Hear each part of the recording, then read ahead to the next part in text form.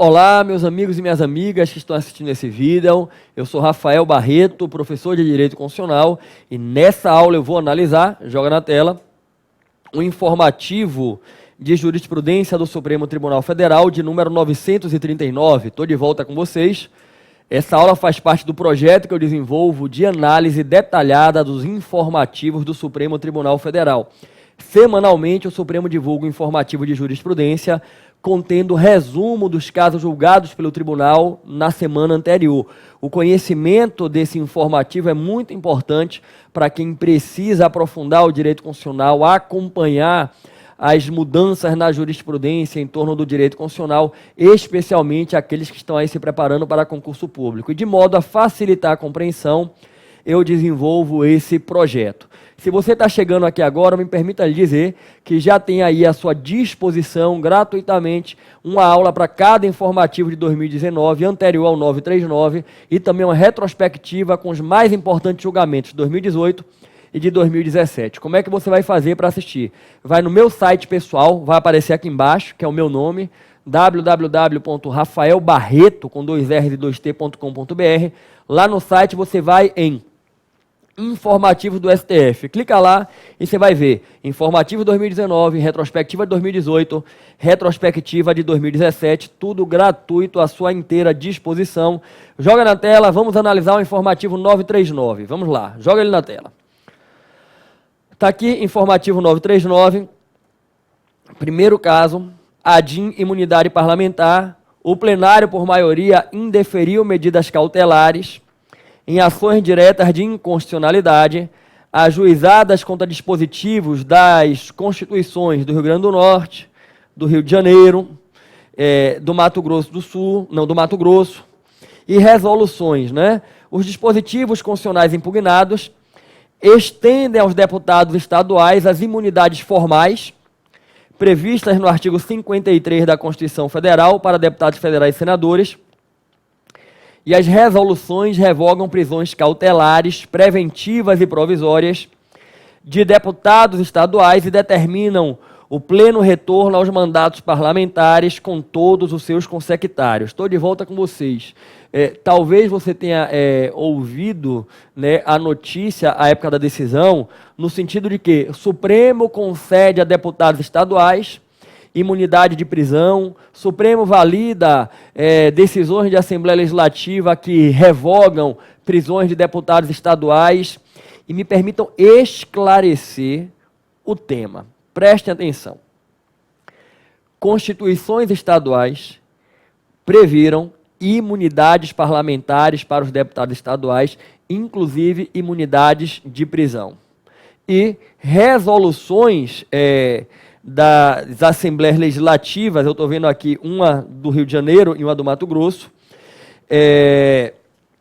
revogaram prisões cautelares preventivas de deputados estaduais. E aí veio o questionamento, e o Supremo reconheceu a constitucionalidade dessas imunidades parlamentares de deputados estaduais e a constitucionalidade das resoluções que determinaram a soltura de parlamentares que foram presos aí preventivamente, cautelarmente.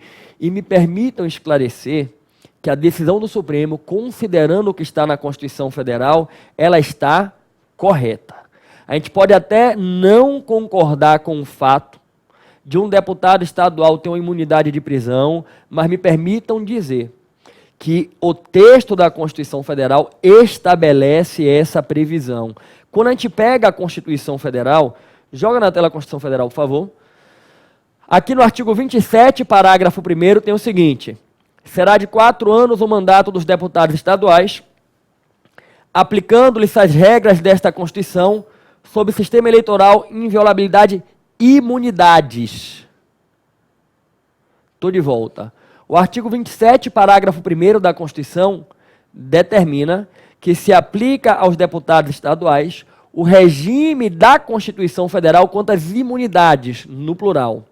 E o regime das imunidades, gente, ele está previsto no artigo 53. O artigo 53 é bem verdade que no seu texto se dirige a deputado federal e senador. Vamos a ele, joga na tela, tem aqui o regime das imunidades. Os deputados e senadores são invioláveis civil e penalmente, por quaisquer de suas opiniões, palavras e votos. E aí prossegue, vem aqui no parágrafo 2º, desde a expedição do diploma, os membros do Congresso Nacional não poderão ser presos, salvo em flagrante de crime inafiançável. E nesse caso, os autos serão remetidos dentro de 24 horas à casa respectiva, para que, pelo voto da maioria de seus membros, resolva sobre a prisão. Estou de volta, presta atenção. O artigo 53 estabelece que deputados federais e senadores gozam de imunidades parlamentares. Tem imunidade material, que é a chamada inviolabilidade civil e penal por opiniões, palavras e votos, e tem a imunidade formal, né, que abrange a imunidade de prisão e também a possibilidade de suspender a ação penal, que apura fato ocorrido após a diplomação. Preste atenção. Não é a minha opinião, o deputado federal ele tem imunidade de prisão. Não, é o texto da Constituição. O texto da Constituição expressamente estabelece que deputado federal e senador, após a diplomação, ele só pode ser preso se for flagrante de crime inafiançável ou já uma prisão decorrente de execução da pena após a condenação criminal. E que se ocorrer a prisão em flagrante, a Casa Legislativa tem poder de mandar soltar. Então, pelo que está na Constituição, não cabe prisão preventiva de deputado federal ou senador. Não cabe prisão temporária de deputado federal ou senador. A questão é, isso se aplica a deputado estadual? Está no texto deputado federal e senador. Porém, gente, o artigo 27, parágrafo 1º, determina que se aplica para o deputado estadual o regime das imunidades, no plural. Eu costumo dizer que o 27 primeiro é uma cláusula de equiparação. Equipara o regime jurídico das imunidades do deputado federal e senador ao deputado estadual. E não fui eu quem quis, é a Constituição quem estabelece expressamente essa equiparação. Ela determina que se aplica para o deputado estadual o mesmo regime jurídico da imunidade do deputado federal. Então, a verdade é que, ainda que não tenha nenhuma previsão na Constituição do Estado, o deputado estadual vai ter as imunidades parlamentares, tanto a imunidade material quanto a formal, inclusive a de prisão. Diferentemente do que ocorre com o vereador. Em relação ao vereador, a Constituição não estabeleceu uma cláusula de equiparação. Não tem na Constituição um dispositivo que estabeleça, aplica-se ao vereador o regime das imunidades da Constituição.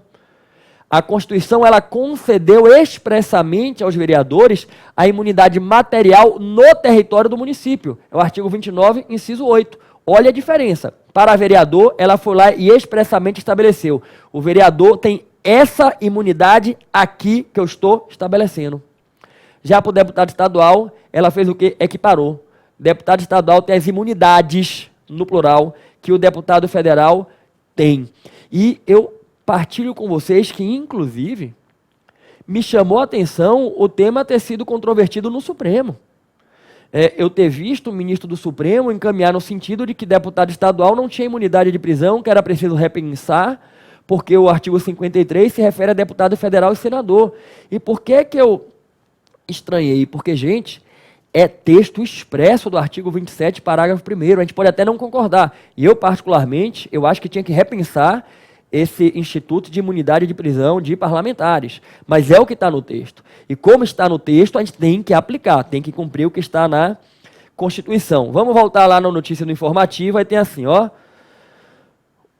O colegiado entendeu que a leitura da Constituição revela que os deputados estaduais têm as mesmas, as imunidades formal e material e inviolabilidade referidas pelo Constituinte aos congressistas, no que estendidas expressamente pelo parágrafo 1º do artigo 27. Perfeito. Se o Constituinte quisesse estabelecer estatuto com menor amplitude para deputados estaduais, o teria feito expressamente, como fez no inciso 8º do artigo 29 em relação aos vereadores. Me parece extremamente adequada. Aí, olhem só, dentro da corrente minoritária, foi por maioria a decisão. Prevaleceu na corrente minoritária o voto do ministro Fachin. Para ele, as regras constitucionais não conferem ao Poder Legislativo, e no caso ao Legislativo Estadual, a competência de rever atos emanados em sede de prisão preventiva pelo Poder Judiciário. Isto porque a decretação da prisão preventiva e das medidas cautelares alternativas envolve um juízo técnico-jurídico que não pode ser substituído pelo juízo político emitido pelo Legislativo a respeito da prisão em flagrante. Estou de volta. com todo respeito ao ministro Fachin. É outra Constituição essa que ele está aplicando, com todo respeito, porque, olha, não cabe ao Poder Legislativo rever atos emanados em sede de prisão preventiva pelo Judiciário, não cabe ao Judiciário decretar a prisão preventiva de deputado federal nem estadual. Volto a dizer, eu acho que não deveria ser desse jeito, deveria ser cabível a prisão preventiva, mas é o que está no texto, gente, é o que está no texto. Eu posso não concordar com essa imunidade, mas eu tenho que seguir o que está na Constituição. Então, não me parece adequado dizer que não cabe ao Legislativo rever a prisão preventiva, quando, em verdade, não cabe ao Judiciário decretar a prisão preventiva. Só cabe a prisão em flagrante e, ainda assim, a Constituição estabelece o quê? Que, se houver a prisão em flagrante, a Casa Legislativa pode mandar soltar. Então, vamos voltar ali no informativo, com todo respeito à corrente minoritária, mas, diversamente do que está aqui, né, pode sim ser substituída pelo juízo político do Legislativo. Estou de volta porque a Constituição determinou, né? A Constituição determinou. Então, se você, assim como eu, entende que não deveria existir imunidade de prisão para deputado, que o deputado, assim como toda e qualquer pessoa, poderia se submeter às regras de prisão gerais, entenda. O que é preciso é mudar o texto da Constituição. Teria que uma emenda constitucional alterar, tirando essa imunidade de prisão que existe. Mas ela existe e ela se aplica integralmente aos deputados estaduais, ok? Vamos voltar na tela. E aí o ministro Dias Toffoli retificou o voto proferido anteriormente para acompanhar a corrente vencedora. Estou de volta. O ministro Dias Toffoli antes tinha votado no sentido de não estender essa imunidade. Eu partilho, né, como eu partilhei aqui, que eu estranhei essa ideia de que não se estenderia porque é texto expresso da Constituição. Joga na tela, próximo caso, muito interessante. Direitos autorais e competência legislativa da União. A competência legislativa concorrente sobre produção e consumo e responsabilidade por dano ao consumidor não autoriza os Estados e o Distrito Federal a disporem sobre direitos autorais. Compete privativamente à União legislar sobre direito civil, propriedade, intervenção no domínio econômico, e aí o plenário declarou a inconstitucionalidade de uma lei do Estado do Amazonas que estabelece gratuidade para a execução pública de obras musicais e literomusicais e de fonogramas por associações, fundações ou instituições filantrópicas e aquelas oficialmente declaradas de utilidade pública estadual sem fim lucrativo. Estou de volta, preste atenção, muito bem intencionada a lei, né? Muito bem intencionada. Associações filantrópicas de utilidade pública vão poder executar publicamente obras musicais, literomusicais, gratuitamente, sem ter que pagar direitos autorais. Gente, a intenção é boa, mas é inconstitucional. É inconstitucional, primeiro, que quando envolve direitos autorais, envolve direito de propriedade. E aí só a União legisla sobre direito de propriedade e direito civil. E segundo, porque retira um direito fundamental do autor, que está no artigo 5º, que é o direito de ser remunerado pela sua obra. Vamos voltar aqui no informativo, isso é até destacado, ó. Além de usurpar a competência privativa da União, retira dos autores das obras musicais o seu direito exclusivo de utilização, publicação, reprodução de obras ou ressarcimento, reconhecimento de sua criação, que é o artigo 5º, incisos 22 e 27, não é? Está aqui, ó, é assegurado aos autores o direito exclusivo de utilização, publicação, reprodução de suas obras, transmissível aos herdeiros pelo tempo que a lei fixar, é o artigo 5º, 27, estou de volta com vocês, então fique muito atento. É inconstitucional a lei estadual que assegura o direito de utilizar gratuitamente obra musical. Não pode, está violando, né, o direito de propriedade dos autores, ainda que bem intencionada, ok? Volta na tela, próximo julgado importantíssimo. Concessão de indulto natalino e comutação de pena. O plenário não referendou medida cautelar concedida em uma ação de inconstitucionalidade e julgou improcedente o pedido formulado contra os artigos tais do decreto presidencial número tal, que dispõe sobre a concessão de indulto natalino e comutação de pena. Estou de volta com vocês antes de prosseguir. Decreto presidencial pode ser objeto de ação de inconstitucionalidade? Não é ato de feição regulamentar? Depende do tipo de decreto. Se for um decreto autônomo, por ter, autonomia normativa, ser extraído diretamente da Constituição, pode sim ser objeto de ação de inconstitucionalidade. Ponto. E no caso do chamado decreto de indulto natalino, comumente ao final do ano surge esse decreto presidencial, a gente tem um ato normativo autônomo. Vamos pegar na Constituição.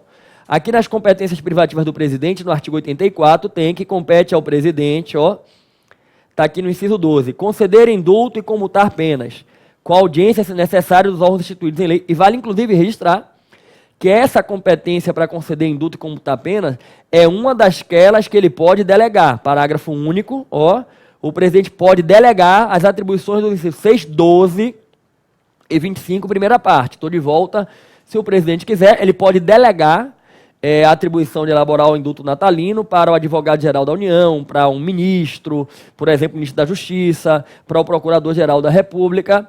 E aí, anualmente, surge esse decreto de indulto natalino. E o que está em discussão aqui, gente, é um decreto que foi editado à época por Michel Temer, que foi impugnado no Supremo e teve uma cautelar concedida pelo ministro Luiz Roberto Barroso, que suspendeu dispositivos do indulto, que entendia ele, abrangiam determinados crimes de colarinho branco, permitindo que alguns criminosos que praticaram aí crimes de corrupção na administração pública, que estão sendo objeto aí de apuração pelas inúmeras investigações capitaneadas pela Lava Jato, fossem contemplados pelo indulto natalino, e o tribunal não referendou a medida cautelar.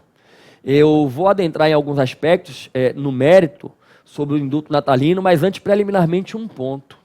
Gente, a cautelar nas ações de inconstitucionalidade, por lei, devem ser apreciadas pelo colegiado. Só em situação de recesso pode ser monocraticamente apreciada pelo relator e tem que ser levada de imediato para julgamento. A gente está falando de algo aqui, gente, de 2017. O decreto é de 2017 e apenas agora, em maio de 2019, é que o colegiado aprecia, porque o relator monocraticamente, de acordo com o entendimento pessoal dele, deferiu a cautelar e a gente está vendo que o colegiado não confirmou.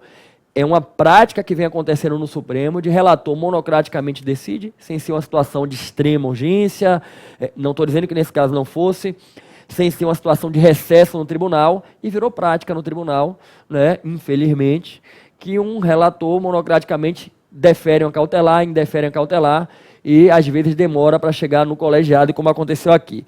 Vamos entrar aqui no mérito da decisão. Joga na tela, informativo. Prevaleceu o voto do ministro Alexandre de Moraes, que entendeu que não caberia ao Supremo suspender o decreto de indulto natalino. Aí ele está aqui, A Constituição Federal estabelece a possibilidade de outorga por parte do presidente de graça, indulto ou computação de pena, 84.12, é o que eu já vi com vocês. Segundo o ministro, o indulto não faz parte da doutrina penal, não é instrumento consentâneo à política criminal. É legítimo mecanismo de freios e contrapesos para coibir excesso e permitir maior equilíbrio na justiça criminal. O exercício do poder de indultar não fere a separação de poderes por supostamente esvaziar a política criminal definida pelo legislador e aplicada pelo judiciário. Está contido na cláusula de separação de poderes. Asseverou que, ainda que não se concorde com o Instituto, ele existe e é ato discricionário. Trata-se de prerrogativa presidencial, portanto. Estou de volta e, com todo respeito a quem entende diferente, penso que é perfeita essa colocação. O indulto é um ato discricionário do presidente. É uma prerrogativa presidencial prevista ali no artigo 84. Não cabe ao judiciário analisar o conteúdo para dizer, esse crime você pode indultar, mas esse não, como tinha feito o ministro Luiz Roberto Barroso. Com todo o respeito. Quem sou eu para divergir do entendimento juridicamente fundamentado de um ministro do STF, mas é preciso compreender que não cabe ao judiciário analisar se o presidente pode ou não pode indultar esse crime. Ou ele pode indultar, ou ele não pode. Ou o ato de indulto é inconstitucional, ou ele é constitucional. E está no texto da Constituição que o presidente tem essa prerrogativa. Professor, eu acho um absurdo o presidente chegar no final do ano e indultar. Como, por exemplo, o atual presidente já falou publicamente. No governo dele não vai ter negócio de indulto para ninguém. Ok, eu posso até ter esse entendimento, que é um absurdo, mas o Instituto existe. É aquilo que eu falava agora há pouco sobre a imunidade de prisão de deputado estadual. O que eu não posso é, um instituto existe, o presidente indulta, eu digo, mas esse crime você não pode indultar, porque esse aqui é um pouco complicado eu admitir que você indulte. Percebam. Se o instituto existe, é uma prerrogativa do presidente que tem que ser respeitada. Se eu não concordo, o que é que eu tenho que fazer? Mudar a Constituição. Mudar a Constituição. O presidente Bolsonaro já declarou que não vai indultar ninguém. Mas se ele mudar de entendimento e quiser indultar, é uma prerrogativa constitucional que ele possui. Perfeito? Vamos voltar aqui no informativo. Vou separar aqui uma outra coisa, ó. O indulto e a comutação da pena configuram típicos atos de governo, caracterizados pela discricionariedade do presidente da República, respeitados os limites manifestos na Constituição. Por outro lado, o ato de indulto não é passível de restrição fora dos parâmetros constitucionais. Não cabe análise do seu mérito, do juízo de conveniência e oportunidade, ou seja, adentrar o mérito da escolha do presidente feita dentre as opções constitucionalmente lícitas. Não é possível trocar o subjetivismo do chefe do Executivo pelo subjetivismo de outro poder. Não compete ao Poder Judiciário reescrever o decreto de indulto. Perfeito.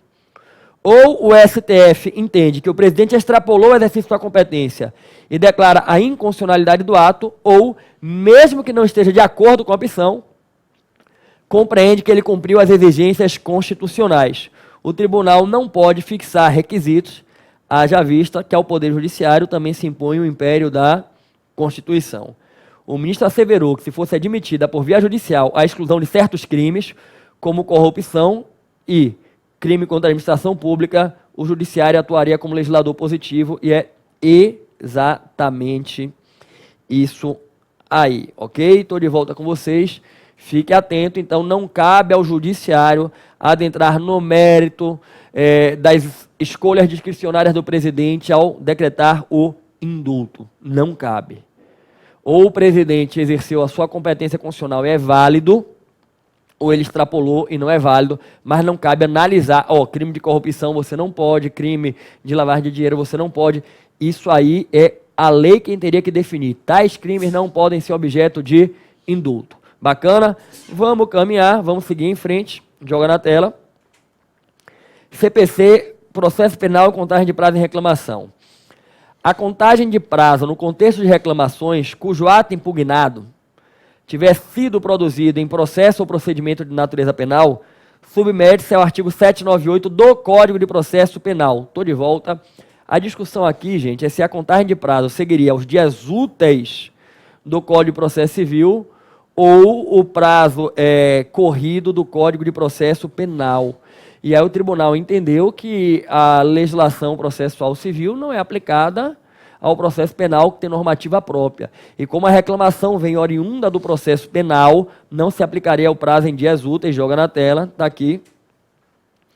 A discussão é se deveria seguir a contagem de prazo ao critério de continuidade do CPP ou dias úteis, como está no CPC. E aí entendeu que pelo critério da especialidade, etc., está aqui. A interpretação sistemática do CPC permite a conclusão de que o novel, o diploma legal, não regula aspectos disciplinados no âmbito do processo penal. Na hipótese da reclamação, a forma de contagem do prazo deve observar a natureza do processo ou procedimento em que se insere o ato reclamado. Estou de volta. Então, como vem de um procedimento criminal, segue o Código de Processo Penal, ok? Vamos voltar no informativo. Novo CPC, contagem de prazo em matéria penal. Ao aplicar o entendimento que acabamos de falar, ele não conheceu de agravo regimental. ADIM, governador, vice-governador, afastamento do país. Aqui é um tema que o Supremo já se manifestou em outras oportunidades.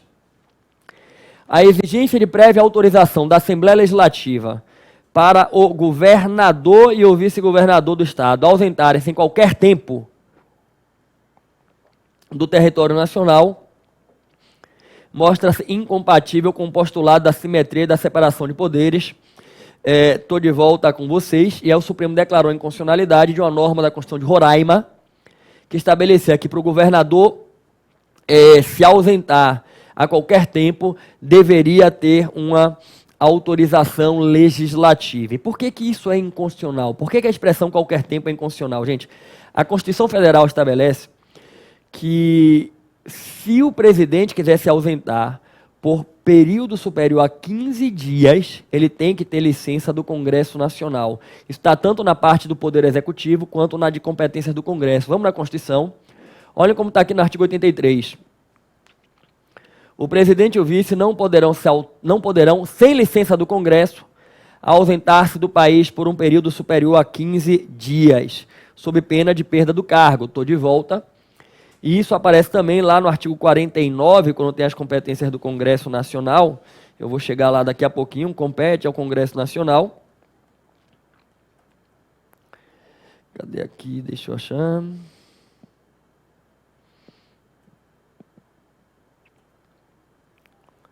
Vamos jogar na tela aqui, artigo 49, é da competência exclusiva do Congresso Nacional.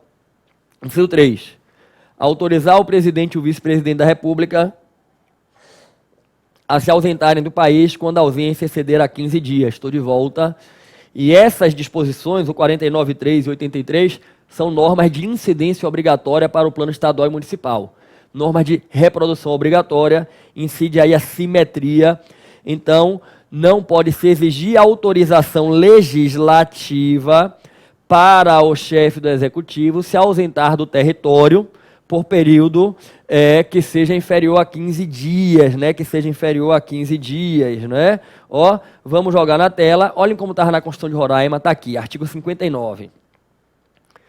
O governador e o vice não poderão ausentar-se do Estado por mais de 15 dias consecutivos e do país em qualquer tempo, sem prévia autorização da Assembleia Legislativa, sob pena de perda do cargo. Estou de volta, em qualquer tempo não, até 15 dias ele pode se ausentar do país sem pedir autorização legislativa.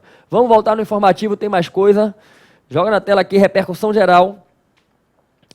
A suspensão de direitos políticos prevista no artigo 15.3, que é decorrente de condenação criminal transitada em julgado, aplica-se no caso de substituição da pena privativa de liberdade pela pena restritiva de direitos. Estou de volta. Gente, presta atenção. A Constituição Federal ela prevê no artigo 15 as hipóteses de suspensão e perda de direitos políticos. E quando a gente chega lá no inciso 3, eu vou trazer já para vocês, tem a previsão, vamos na tela agora, ó. Está aqui artigo 15, é vedada a cassação de direitos políticos, cuja perda ou suspensão se dará nos casos de condenação criminal transitada em julgado enquanto durarem os efeitos. Estou de volta. Qualquer condenação criminal pode se tratar de um crime de menor potencial ofensivo. Se houver a condenação criminal transitada em julgado, haverá a suspensão dos direitos políticos enquanto durarem os efeitos. Não importa qual é a pena aplicada. Joga na tela, está aqui, ó. Se discutia se a suspensão de direitos políticos de condenado por sentença que trouxe, ó, uma pena restritiva de direito. Estou de volta, aplica-se sim a suspensão dos direitos políticos. E qualquer que seja o crime. E aqui é diferente da inelegibilidade que decorre da condenação criminal, que está na lei eleitoral das inelegibilidades. Eu não sei se você precisa estudar direito eleitoral. Se você precisar, vai fazer um concurso que precisa de eleitoral, faça meu curso online de direito eleitoral. É o curso mais completo que existe, aproximadamente 60 horas de aula.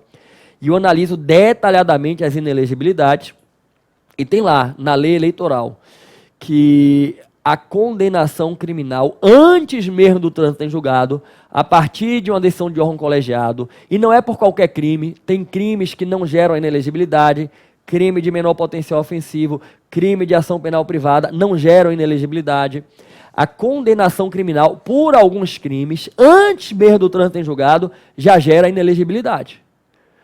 O que a Constituição estabelece aqui é suspensão de direitos políticos, que é um outro instituto mais amplo. Quem está inelegível não se candidata, mas pode continuar votando. Quem tem direitos políticos suspensos não vota nem pode ser votado. O que a gente vê aqui na Constituição é qualquer condenação criminal, quando transitar em julgado, suspende os direitos políticos enquanto durarem os efeitos da condenação criminal. Volta no informativo, ainda que se aplique uma pena restritiva de direito. Vamos continuar. Olha só, decisão importantíssima, envolveu aí a questão do Uber pelo Brasil. Lei municipal e proibição de transporte remunerado individual de pessoa. Traduzindo, lei municipal e proibição do Uber funcionar nos municípios. A proibição ou restrição da atividade de transporte privado individual por motorista cadastrado em aplicativo é inconstitucional, por violação aos princípios da livre iniciativa e da livre concorrência. Estou de volta. Gente, isso aí vai cair exatamente assim nas provas. A proibição ou restrição da atividade de transporte privado individual por motorista cadastrado em aplicativo é inconstitucional. Primeiro, que o município não tem competência para legislar sobre trânsito e transporte. E segundo, porque viola a livre iniciativa e a livre concorrência. Havia uma discussão em torno disso no Brasil por causa da expansão da atividade do Uber. E alguns municípios, sob o pretexto de regulamentar, estavam proibindo o funcionamento do Uber. Inconstitucional. Não cabe aos municípios legislar sobre o tema e tampouco sob o pretexto de regulamentar. Eu não estou legislando, eu estou regulamentando. Não cabe a eles inviabilizar o exercício da atividade. Vamos voltar no informativo, está aqui. No exercício da competência para regulamentar e fiscalizar o transporte, os municípios e DF não podem contrariar os parâmetros fixados pelo legislador federal. Está aqui, né? Tem um ponto muito importante aqui. Preliminarmente, o tribunal, por maioria, conheceu da DPF.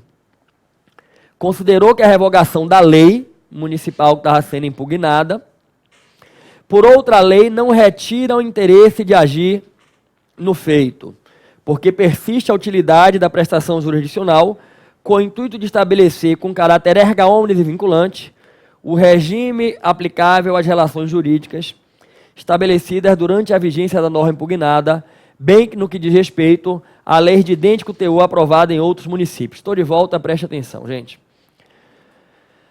A gente tinha uma DPF que impugnava uma lei do município de Fortaleza e tinha também um recurso extraordinário que discutia incidentalmente a inconstitucionalidade de uma lei de São Paulo, né? Foram levados a julgamento em conjunto.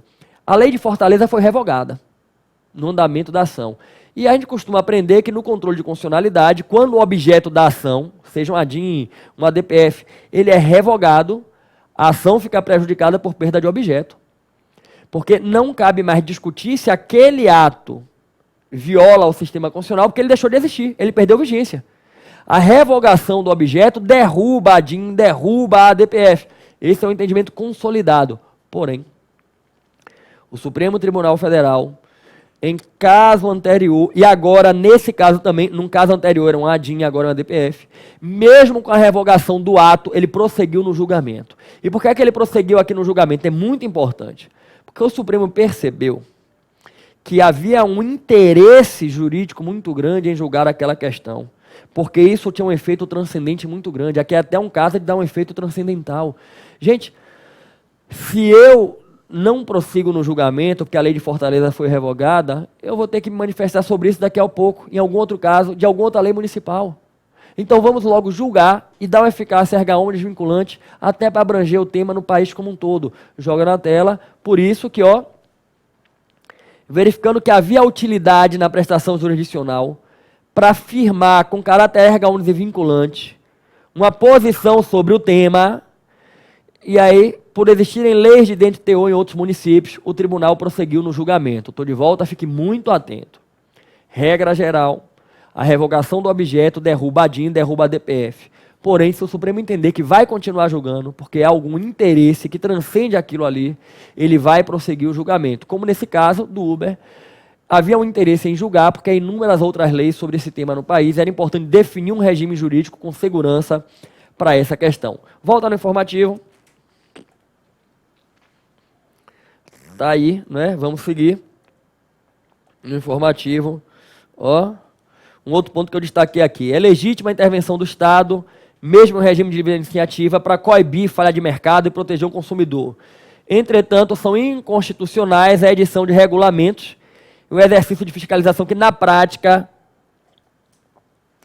inviabiliza determinada atividade. A competência autorizada por lei para os municípios regulamentarem e fiscalizarem essa atividade não pode ser uma competência para, de maneira subreptícia ou implícita, interditar na prática a prestação desse serviço, ok? Estou de volta com vocês, né? Vamos prosseguir, vamos na tela. A gente vai ver agora vários processos em julgamento, ó.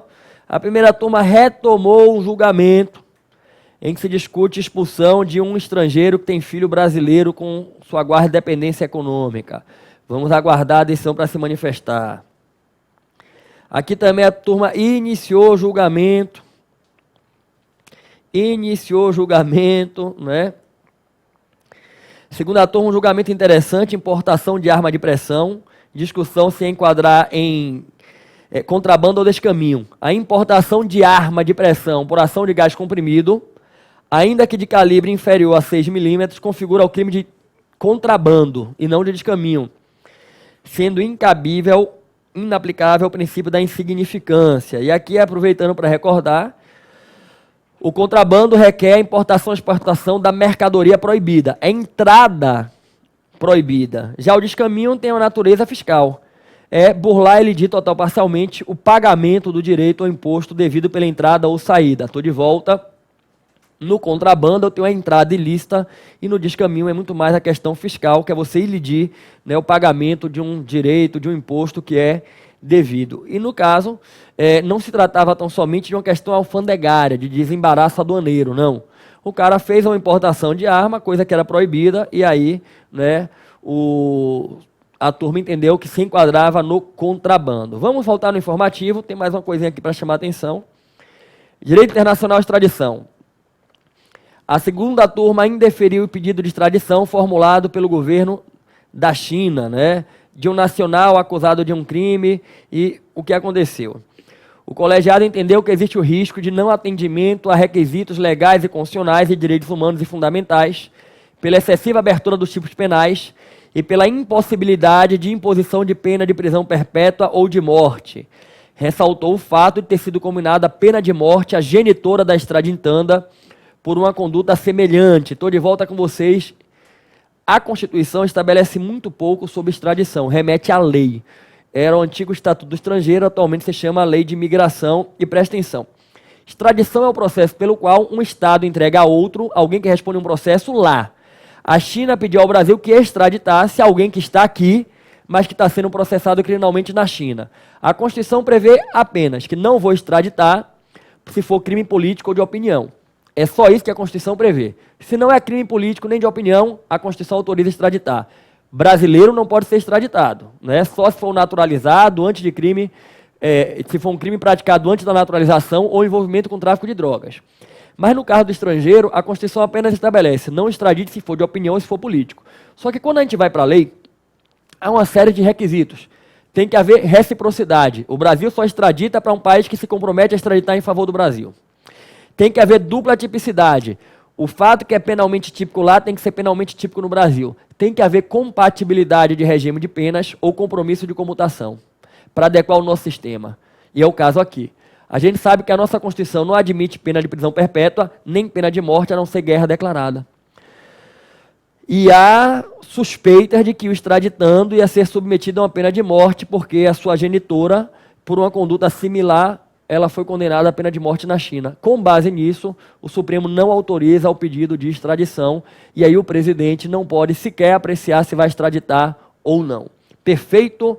Bacana? Gente, informativo 939, essas eram as questões aqui. A gente viu muita coisa importante que vai ser muito explorada em prova. Primeiro a gente viu que os deputados estaduais gozam do mesmo regime de imunidades que os deputados federais, inclusive da imunidade de prisão. A partir da diplomação, o deputado estadual só pode ser preso se for flagrante de crime inafiançável, e nesse caso a Assembleia pode mandar soltar, ou se for uma prisão decorrente de execução de pena. São constitucionais os dispositivos de constituições estaduais que reconhecem essas imunidades. Não criam, reconhecem, porque já está na Constituição Federal a imunidade do deputado estadual.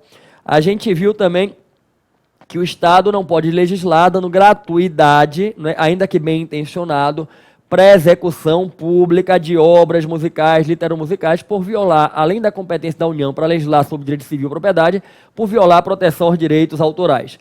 A gente viu que o presidente tem a prerrogativa de conceder o indulto natalino. Não cabe ao judiciário reavaliar o conteúdo do indulto natalino, entrar no mérito, dizer que ele não pode indultar determinado tipo de crime. É uma decisão discricionária do presidente da República, né, do presidente da República. A gente viu que a reclamação oriunda do processo penal não tem o prazo corrido em dias úteis, mas sim continuado seguindo a legislação processual penal.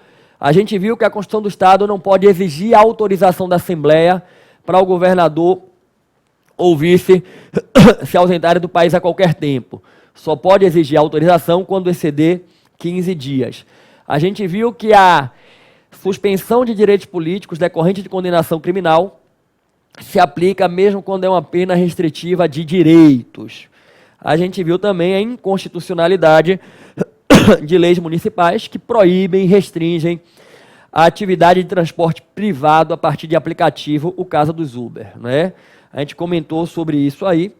E nesse julgado a gente viu a questão do conhecimento da DPF mesmo com a revogação do objeto. Cuidado. A revogação da lei, em regra, derruba o objeto, mas se o Supremo entender que tem alguma questão que transcende, ele pode prosseguir no julgamento do processo, E a gente viu, enfim, que não se defere a extradição quando não houver compatibilidade das penas do país que requer extradição com o nosso sistema de penas, e também viu que a importação de arma de pressão de determinado calibre configura contrabando. Meus amigos e minhas amigas, finalizar aqui esse nosso encontro sobre informativo 939, eu queria lhe fazer aí um pedido e lhe fazer um convite.